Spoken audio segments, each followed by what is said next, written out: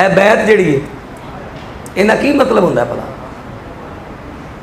ए बंदा मेरे हाथ च हाथ देता है, मैं अगले दे हाथ च देना, उन्हें अगले हाथ च हाथ दिता है। ए बैत एक कड़ी नाल कड़ी मिली है, रसूलुल्लाह तक साडा सिलसिला है। तू अपने अब्बे का सिलसिला बता। गल समझ आई मेरी? तुसी भी अपना कोई सिलसिला बखाओ। थोड़ा तो सिलसिला ही कोई नहीं। साडा तो सिलसिला जनाबे रसूलुल्लाह तक है। बैत असीं एवें नहीं हुंदे, बैत असीं एवें नहीं हुंदे ते लल्लूआं पंजुआं दे एवें झूठियां दे बैत नहीं हुंदे। असीं कहने बैत उन्हां दा हो जिहड़ा शरीयत दा पाबंद होवे,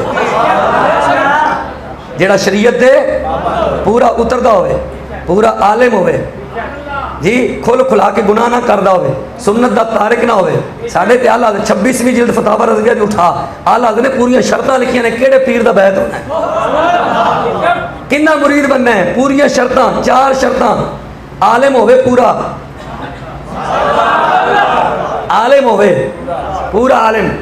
शाह वलीउल्लाह मुहद्दिस देहलवी दी गिरा ला के कह दे, उन्होंने अल कौलुल जमील फी बयानी फी सवाई सबील दे अंदर लिखा, उन्हें कि आलिम इन्ना होवे कि जलाल है बगैर तर्जमे तो पढ़ लवे, आलिम इन्ना होवे कि मिशकात शरीफ बगैर तर्जमे तो पढ़ भी लवे, समझ भी लवे, समझा भी लवे।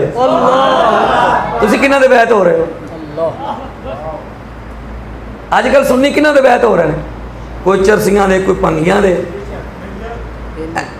साढ़े इमामा साढ़े बुजुर्ग है क्या? किसी जाहिल दे बैत नहीं होना। हाँ, किसी जनाबे वाला शूटे वाली सरकार दे बैत नहीं होना। हाँ, साडा खेस नाल ते बोरी वाले नाल कोई ताल्लुक नहीं। हाँ बिल्कुल बिल्कुल अल्लाह ऐलान, खेस वाली सरकार नाल ते बोरी वाली सरकार नाल साडा उच्ची बोलो कोई ताल्लुक नहीं।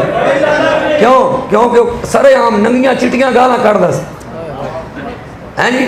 तो उत्थे जिहड़े कुआली हो रही, तो कहते जो धमाल ना पाए उनकी भैन नूं इंज, वो सुनी गल तो कोई रोकने वाला नहीं। तो इमामुल अंबिया दी हदीस है, गाल कढ़ना मोमिन की पहचान ही नहीं।